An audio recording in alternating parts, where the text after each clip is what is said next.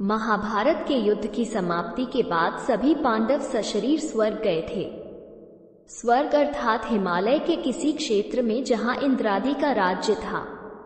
पांचों पांडव अपना राजपाट परीक्षित को सौंपकर जब स्वर्ग की कठिन यात्रा कर रहे थे, तब इस यात्रा में द्रौपदी भी उनके साथ गई थी। सभी चाहते थे कि हम सशरीर स्वर्ग पहुंचे, परंतु रास्ते में कुछ ऐसा घटा कि एक एक करके पांडव नीचे गिरकर मृत्यु को प्राप्त हो गए। यात्रा के दौरान जब पांडव बद्रीनाथ पहुंचे और वहां से आगे बढ़े तो सरस्वती नदी के उद्गम स्थल पर नदी को पार करना द्रौपदी के लिए कष्टकर हो गया था। ऐसे समय में भीम ने एक बड़ा सा चट्टान उठाकर नदी के बीच में डाल दिया।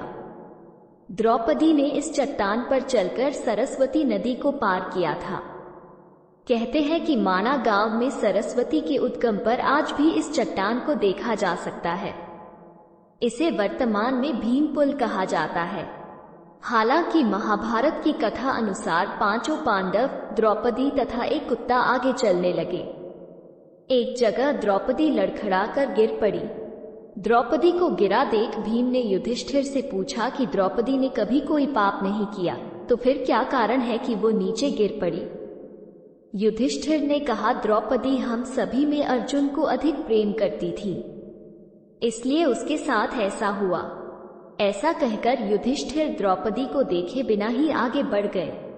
जनश्रुति के अनुसार स्वर्ग यात्रा के दौरान द्रौपदी भीम का सहारा लेकर चलने लगी, लेकिन द्रौपदी भी ज्यादा दूर नहीं चल पाई और वो भी गिरने लगी।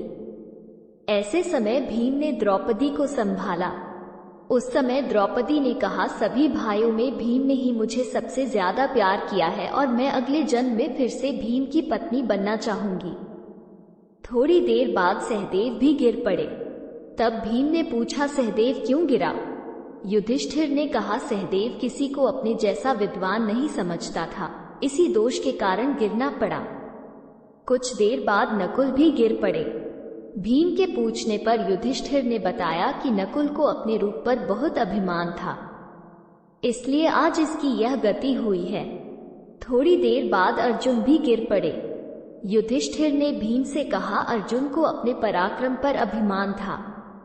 अर्जुन ने कहा था कि मैं एक ही दिन में शत्रुओं का नाश कर दूंगा, लेकिन ऐसा कर नहीं पाए।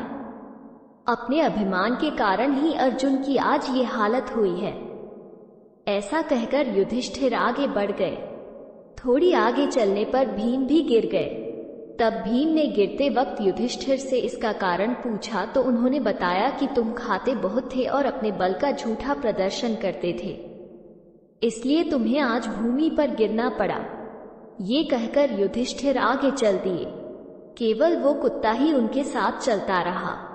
युधिष्ठिर कुछ ही दूर चले थे कि उन्हें स्वर्ग ले जाने के लिए स्वयं देवराज इंद्र अपना रथ लेकर आ गए। तब युधिष्ठिर ने इंद्र से कहा, मेरे भाई और द्रौपदी मार्ग में ही गिर पड़े हैं, वे भी हमारे साथ चले, ऐसी व्यवस्था कीजिए। तब इंद्र ने कहा कि वे सभी शरीर त्याग कर पहले ही स्वर्ग पहुंच चुके हैं, लेकिन आप सशरीर स्वर्ग में जाएंगे। इंद्र की बात सुनकर युधिष्ठिर ने कहा कि यह कुत्ता भी मेरे साथ जाएगा, लेकिन इंद्र ने ऐसा करने से मना कर दिया।